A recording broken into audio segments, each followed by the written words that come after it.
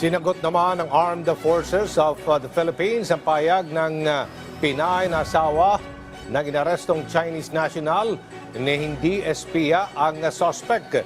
Samantala, mid-range capability o Typhoon missile system ng Amerika muli gagamitin ng Philippine Army sa pagsasanay sa Pebrero. Si Patrick De Jesus sa sentro ng balita. Patrick. Aljo, iginit ng Armed Forces of the Philippines na mga sensitibong ebidensya ang nakuha sa inarestong Chinese national dahil sa umano'y pang-espiya. Sagot ito ng AFP sa pahayag ng asawang Pinay ng dayuhan na hindi anya espiya ang inarestong suspect. Noong nakaraang linggo, inaresto sa Makati City ang Chinese national kung saan nakuha sa kanya ang iba't ibang kagamitan na ginagamit umano sa pang-espiya. In terms of the interview that was conducted with the wife, the Armed Forces of the Philippines understands her concern, being of course emotionally involved, being a wife, a mother. But for the Armed Forces of the Philippines, we looked into the evidence-based results of this investigation.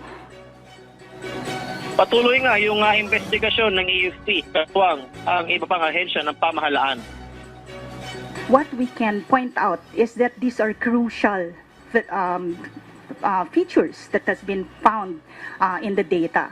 So these are military camps, PNP camps, places that are frequently visited, especially by a lot of Filipinos, such as malls, airports, ports, and a lot of critical infrastructures as well. And they number 200s. These are all a matter of sincere and serious concern in our part, as the AFP is the one safeguarding our national security.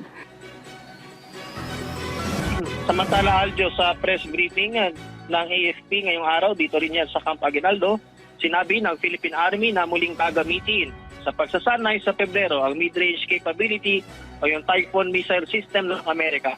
Pero sesentro lamang ito sa orientation dahil isa ito sa mga kagamitan na planong bilhin ng Pilipinas.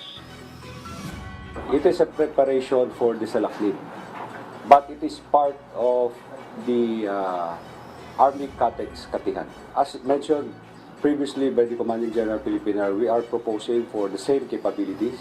So, kaya hanggat nandito yung MRC, we maximize yung kanilang utilization to train our personnel sa mga ganitong new technology.